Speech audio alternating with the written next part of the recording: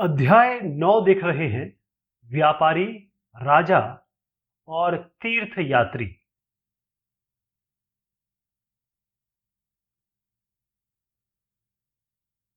बौद्ध धर्म का प्रसार। बौद्ध धर्म, जैसे हमने बात की थी, गौतम बुद्ध साहब पहले सिद्धार्थ कहलाए जाते थे। उसके बाद इन्हें एनलाइटनमेंट हुआ, ज्ञान की प्राप्ति हुई। फिर यह धर्म आगे बढ़ा इनके उपदेशों से। तो कुषाणों का सबसे प्रसिद्ध राजा कौन था? कनिष्क। कुषाणों के बारे में आज बात हमने पिछले बार की थी। तो कुषाणों का सबसे इंपॉर्टेंट, जैसे हर एक का जो राजवंश रहा या साम्राज्य रहा, उसमें कुछ ऐसे राजा थे जिनका हम नाम लेते हैं। जैसे आप देखेंगे कि अशोक जी का नाम लेते हैं हम, मौर्य साहब का जो मौर्य डायनेस्टी है उसमें उनके दादा का नाम लेते हैं।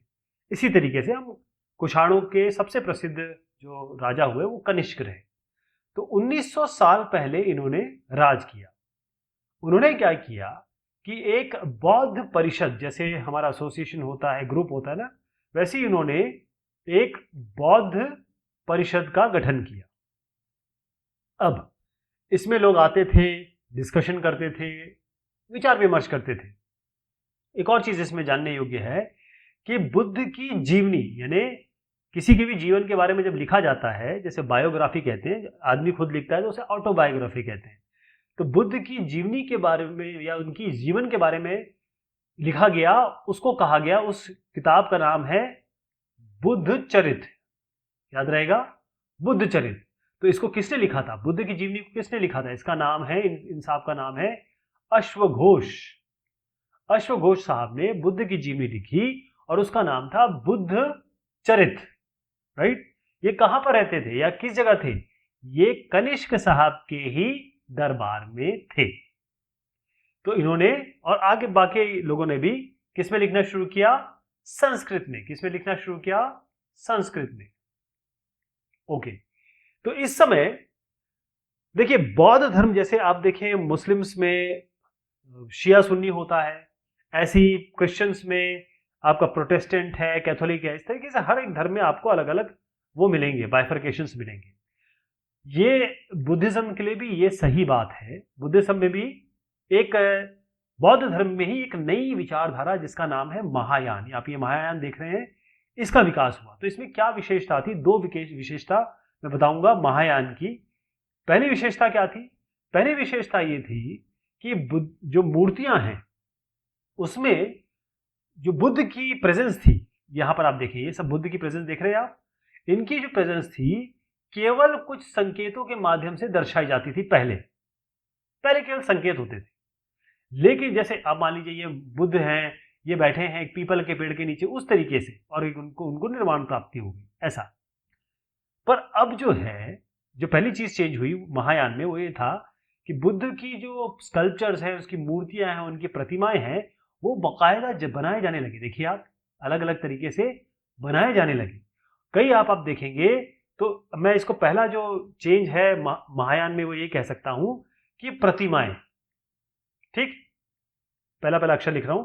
एक तो प्रतिमाएं बनाई गई। तो इससे क्या हुआ कि मथुरा में आप कई देखेंगे, तक्षशिला में कई ऐसी हमको मूर्तियां मिली। ये सब इसका मैंने यहां पर संकलन किया हुआ है। दूसरा जो चेंज हुआ, यानी कि महायान आने से दूसरी चीज जो आई, वो था बोधिसत्व। इसको पूरा लिख देता हूं, ये इंपॉर्टेंट है। बोधिसत्व क्या है? देखिए, बौद्ध धर्म और जैन धर्म में कहा गया था, अगर आपको निर्वाण प्राप्ति करनी है, ज्ञान की प्राप्ति करनी है, तो घर से निकलिए, भिक्षा से काम चलाइए। लेकिन अब ऐसा है कि जो लोग ज्ञान की प्राप्ति के लिए ज्ञान की प्राप्ति कर लेते हैं, या फिर भाई बुद्ध जैसे थोड़े बहुत बन जाते हैं, तो वो उनको जाना पड़ता था एकांतवास में, भैया अकेले रहो आप। लेकिन लोगों ने क्या किया कि ये पॉसिबल नहीं हो पा रहा था, इतना मतलब कैसे होगा ये पॉसिबल। उसके लिए उन्होंने कहा कि हम समाज में ही रहेंगे और हम धर्म का पालन भी करेंगे, समाज में भी रहेंगे। तो यहां से बोधिसत्व जो है, यहां से लोकप्रिय हुआ।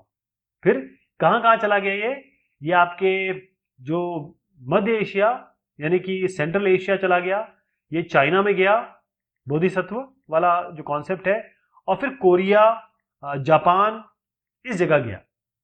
अच्छा, बौद्ध धर्म का प्रसार जो है बहुत जगह हुआ, जैसे पश्चिम और दक्षिण भारत में भी हुआ, जहां पर बहुत सारी, हमने जो पिछले डिस्कशन में भी हमने देखा, बहुत सारी हमें गुफाएं मिली हैं जहां पर बौद्ध भिक्षु और ये यहां पर रहते। ध्यान रखिएगा, बौद्ध भिक्षुओं की बात हो रही है यहां पर।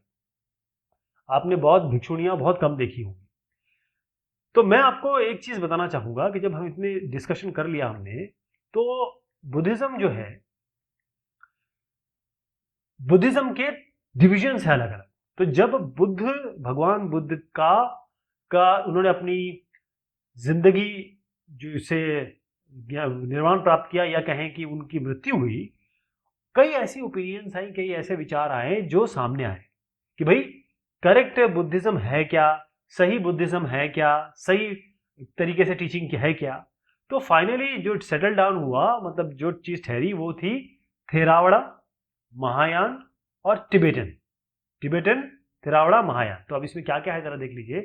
थेरावड़ कहता है कि जिस तरीके से हमारे एल्डर्स, बड़े लोग जैसे जीते थे। थेरावड़ा कहता है कि जो ओल्ड ट्रेडिशन पहले चला रहा है वही हम चलाएंगे, वही चलेगा। इसमें यह था कि अगर आपको निर्वाण प्राप्त करना है और आपको ज्ञान प्राप्त करना है, तो आप भिक्षु बनिए, मॉन्क बनिए, या फिर भिक्षुणी बनिए, या बैठ के केवल मेडिटेट करते रहिए, ध्यान लगाते रहिए। आपका एक ही पाथ है, एक ही रास्ता है अगर आपको ज्ञान की प्राप्त करनी है। ठीक, इसीलिए एक ही रास्ता है, इसके अलावा कोई रास्ता नहीं। महायान में मैंने आपको दो चीजें बताई थी। महायान में क्या क्या थी फिर से बता देता हूं। महायान में पहली चीज तो ये थी कि बहुत अलग अलग प्रतिमाएं बनने लगी और बोधिसत्व की शुरुआत हुई। तो यहां पर यह था कि भाई लोग एक दूसरे की मदद कर सकते हैं, एक दूसरे को ज्ञान प्राप्ति के लिए। पहली चीज तो ये आ गई। मतलब एक आदमी जाके पीपल के पेड़ के नीचे बैठे उसी को ज्ञान प्राप्त होगा, ऐसा नहीं है। एक आदमी दूसरे के लिए मदद कर सकता है। आपको मॉन्क या नन बनने की जरूरत नहीं है, यानी कि आपको भिक्षु भिक्षुणियां बनने की जरूरत नहीं है। बोधिसत्व की जो मैंने बात की थी वो ये आई है, enlightened people not yet pass to निर्माणा हेल्प अदर्स। इसका मतलब बोधिसत्व बनिए और enlightened people not yet pass to निर्माणा हेल्प अदर्स। अगर आप जो लोग दूसरे की मदद करना चाहते हैं, बोधिसत्व बन के करिए, जरूरी नहीं है आप मॉन्क और नन बनिए, राइट। तो ये इसमें बताया गया। टिबेटन में कहा था कि इन्होंने मोस्टली तो महायान वाली ही बात टीचिंग इनकी थी, जो भी इन्होंने महायान में था।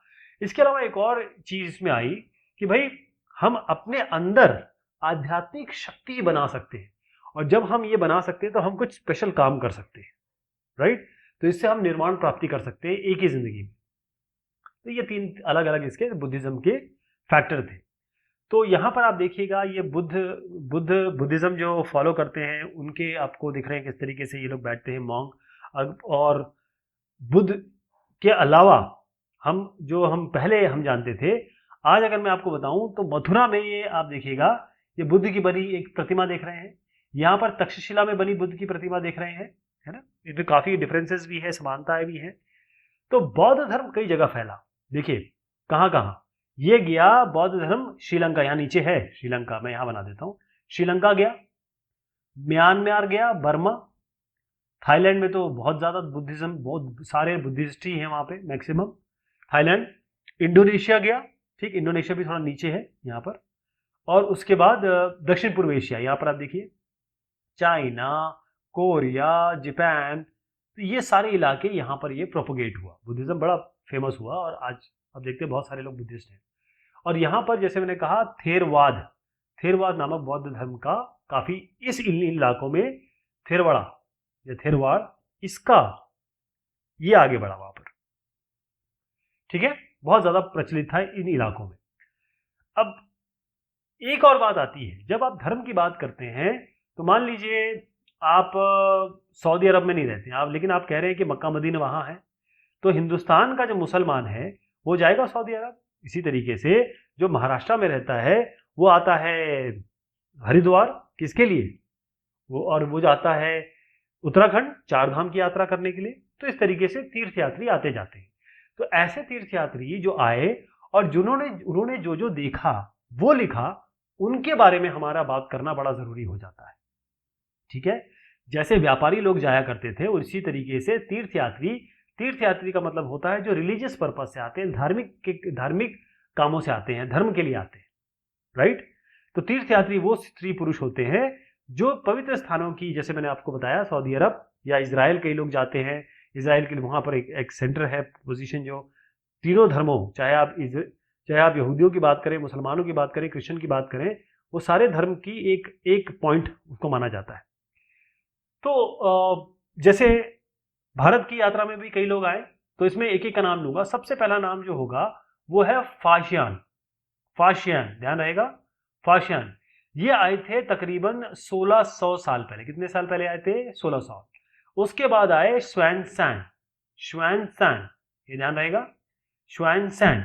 ये आए 1400 साल पहले। और इसके 50 साल बाद आए इत्सिंग। कौन आए? इत्सिंग। ये है इत्सिंग साहब, ठीक है। यीजिंग बोल रहे हैं इनको, यीजिंग, यीजिंग। तो ये जो तीनों लोग आए, इनका मेन काम ये था, पहले ये तो बुद्ध से जुड़ी हुई जगह देखने आए ये लोग, और प्रसिद्ध मठों को देखने आए, यानी कि मोनेस्ट्रीज को देखने आए। लेकिन इन्होंने क्या किया, जब ये वापस गए, इन्होंने सारा यात्रा वृत्तांत लिखा, सब चीजें जो जो यहाँ पर हुई थी हिंदुस्तान में देखी। तभी से हमको उस जमाने के बारे में पता चलता है, राइट। तो हर एक यात्री ने अपना यात्रा का वर्णन लिखा। तो फाशियान ये हिंदुस्तान में आए। कहाँ से आए? नदर्न वेस्टर्न रीजन से। और इन्होंने अपनी जो किताब लिखी उसमें बहुत सारी चीज के बारे में बताया, जैसे मगध राज्य के बारे में बताया, क्या खाते थे लोग, कैसे रहते थे। उन्होंने कहा जो पटना इलाका है, पटना यानी आज का जो पहले का जो पाटलिपुत्र, आज का जो पटना है, वो काफी समृद्ध सिटी था, कभी पैसे वाला सिटी था। जो स्वानसैंग थे, इन्होंने, ये थोड़ा बाद में आए थे, जैसे मैंने बताया, ये 1600 में आए, 1400 में आए। मैं श्वेनसांग के बारे में आपको बताना चाहूंगा। ये जमीन के रास्ते वापस लौटे चाइना। उन्होंने क्या किया, सोने, चांदी और चंदन की लकड़ी से बनी हुई जो भगवान बुद्ध की मूर्तियां हैं वो ले गए, और 600 से ज्यादा इनकी मैन्यूस्क्रिप्ट मतलब पांडुलिपियां इन्होंने एकत्र की थी, पूरी की पूरी, और 20 घोड़ों पे लाद के ले गए। लेकिन बेचारे जब सिंधु रिवर को ये क्रॉस कर रहे थे तो इनकी नाव पलट गई, और जो भी इनके पास मैन्यूस्क्रिप्ट बची उसका इन्होंने संस्कृत से मैंडरिन यानी कि चाइनीज में अनुवाद किया। हम बात कर रहे हैं यीजिंग साहब की। अच्छा, यीजिंग साहब को इत्सिंग भी कहा जाता है। ये भी बुद्धिस्ट मॉन्की थे, यानी ये भी बुद्धिस्ट भिक्षु थे और ट्रैवलर थे, मतलब यहाँ पर आए, हिंदुस्तान आए। और हिंदुस्तान क्या करने आए? ये स्टूडेंट थे बुद्धिस्ट यूनिवर्सिटी जिसका नाम है नालंदा। तक्षशिला नालंदा का इतिहास लौट कर आएगा, केंद्रीय विद्यालय में ये गाया जाता है। तो ये बुद्धिस्ट यूनिवर्सिटी में पढ़ने आए, नालंदा, जो कि अभी बिहार में है। और ये साहब थे, ट्रांसलेशन इन्होंने किया, बहुत सारे बुद्धिस्ट जो टेक्स्ट थे संस्कृत से इन्होंने इसको चाइनीज में चेंज किया, या संस्कृत से इन्होंने पाली में चेंज किया, संस्कृत और पाली को चाइनीज में चेंज किया। तो यीजिंग साहब ने भी बहुत बड़ा काम किया है। अब हमारे हिंदू धर्म के एक बात बारे में बताता हूं। यहां पर भक्ति की शुरुआत हुई, यानी होता यह था कि देवी देवताओं का पूजा का चलन भी इसी समय शुरू हुआ। इसमें मेन थे शिव, विष्णु और दुर्गा। शिव, विष्णु, ऐसे ही सरस्वती दिख रहे हैं आप, यहाँ पर दुर्गा जी अगर हम लगा दें तो ये मेन देवी देवता थे। ऐसे बहुत सारे देवी देवता हुए। तो यहाँ पर क्या हुआ, एक परंपरा, भक्ति परंपरा शुरू हुई कि भाई आप सामने बैठेंगे और पूजा करेंगे। ये ही लोकप्रिय परंपरा बन गई। यानी कि देवी देवता के प्रति जो आपकी भक्ति है, या ये कहें देवी देवता के प्रति जो आपकी श्रद्धा है, इनके प्रति जो प्रेम है, उसी को कहा गया भक्ति। ध्यान रहेगा, भक्ति। तो भक्ति का पाथ सबके लिए खुला था, चाहे वो अमीर हो, चाहे गरीब हो, छोटा हो, बड़ा हो, जो भी हो, वो आके वो अपने घर में भक्ति किया कर सकता था, या मंदिर में जाके किया कर सकता था। अच्छा, भक्ति की बात हम कहाँ से सुनते हैं? ये एक बड़ा पवित्र ग्रंथ है हिंदुओं का, जिसे हम भगवत गीता, श्रीमद् भगवत गीता कहते हैं। तो श्रीमद् भगवत गीता जो है महाभारत का एक हिस्सा है, ध्यान रहेगा, श्रीमद् भगवत गीता। तो इसमें भगवान कृष्ण जो है वो कहते हैं, किससे? वो कहते हैं अर्जुन से, कि अर्जुन तुम सारी चीजों को छोड़ो और मेरे उसमें आ जाओ, सानिध्य में आ जाओ, मेरी शरण में आ जाओ, क्योंकि मैं ही तुम्हें बुराइयों से मुक्ति दिला सकता हूं। ये कृष्ण जी ने कहा था। तो ध्यान रहेगा, क्या सीखना है आपको? भक्ति। भक्ति क्या होता है? किसी देवी देवता के प्रति आपकी श्रद्धा। कोई भी कर सकता है इसको। ये बड़ा चर्चित हुआ और उसके बाद यही चल रहा है आज भी। आप अगर आप किसी भी हिंदू धर्म को मानने वाले के घर में देखेंगे तो इसी तरीके से पूजा होती है। यहाँ उसी समय इसकी शुरुआत हुई। मेनली शिव, विष्णु और दुर्गा जी को पूजा गया, लेकिन आज सभी को पूजा जाता है। और ये माना गया कि भाई जिसकी भी आप पूजा करते हैं, अगर आप उसकी सच्चे मन से आराधना करेंगे तो वो आपके सामने आ जाएगा, मतलब आपको दर्शन देगा, चाहे वो मानव रूप में आए, चाहे वो शेर के रूप में आए, कब पेड़ के रूप में आए, किसी भी रूप में आए, वो आपके सामने आ जाएगा। तो जैसे ही ये स्वीकृति मिली, समाज ने कहा कि हाँ भाई, ये भक्ति करने का, ये पूजा करने का सबसे अच्छा तरीका है, तभी इसे लोगों ने अलग अलग तरीके से देवी देवताओं के चित्रण बनाने, मूर्तियां बनाना शुरू कर दिया। राइट, यहाँ पर आप देखिएगा, ये वराह के रूप में विष्णु है, और ये जो एरन मध्य प्रदेश की एक चित्रण है। राइट,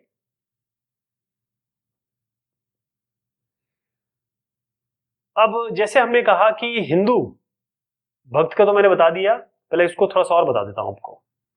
जो भक्ति है ये कहां से आया है? ये भज शब्द से बना हुआ है। इसका मतलब होता है डिवाइड करना, विभाजित करना या हिस्सेदारी। इसका क्या मतलब हुआ कि भक्ति भगवान और भक्त के बीच एक अंतरंग संबंध है, एक पर्सनल उनका विचार है, पर्सनल कनेक्शन है। तो भक्ति भगवत और भगवान के प्रति एक झुकाव है ये चीज। तो भगवत का क्या अर्थ होता है? जो अपनी सुख सुविधा, ऐश्वर्य और जो सुख है उसको भक्तों में बांटता है, तो वो भगवत हो गया। यानी भक्त या भागवत ये देवी देवता के भग का हिस्सेदार होते हैं। एक और चीज बताऊंगा, हिंदू, हिंदू जो शब्द है वो इंडिया शब्द की तरह ही कहां से, सिंधु या इंडस से निकल के आया है। जो अरब और ईरानी आते थे ना, वो इसका इस्तेमाल करते थे। जो भी सिंधु नदी के पूर्व में रहते हैं उनको ये कहते थे कि ये इंडस या सिंधु, क्योंकि इंडस था तो हिंदू इंडिया इसी से निकल के आया है।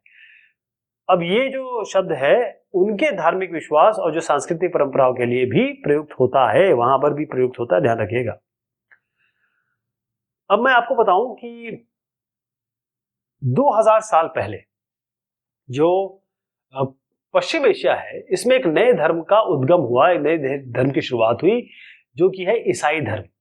तो ईसा मसीह, जीसस क्राइस्ट, इनका जन्म कहाँ हुआ था? बेथलहेम में। कहाँ हुआ था?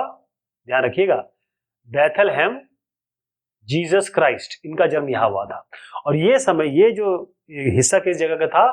रोमन एम्पायर का। मैंने आपको बताया था रोम, इटली, वहां का ये। तो ईसा मसीह को ने अपने आप को, स्वयं को, खुद को, अपने आप को बताया कि मैं इस संसार का उद्धारक हूं। उन्होंने केवल एक ही चीज बताई जो हर धर्म बताती है, कि सबको प्यार करो, सबको इज्जत दो, क्योंकि प्यार और विश्वास की बात करते हैं। तो बाइबल में ईसा मसीह का एक उपदेश है, उसका अंश मैं पढ़ के बताता हूं कि धन्य है वे लोग जो धर्म और न्याय के लिए भूखे प्यासे रहते हैं, उनकी कामनाएं पूरी होंगी। जो दयालु है वे धन्य है, क्योंकि उन्हें दया मिलेगी। धन्य है वे जो लोग दिल से पवित्र हैं, क्योंकि वे ईश्वर के दर्शन कर सकेंगे।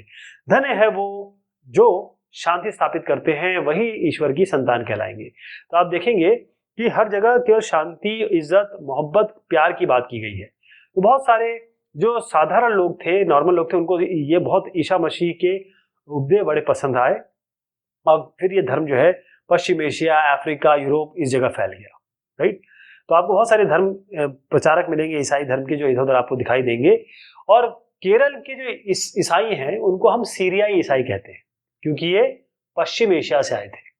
और ये यहां पर बताऊं, क्रिश्चियनिटी ये 2.3, 2015 की बात करें तो 2.3 बिलियन, हिंदुस्तान की पॉपुलेशन 1.35 बिलियन है। 2.33 बिलियन पूरे विश्व में क्रिश्चियनिटी को मानने वाले लोग हैं। ध्यान रहेगा आपको।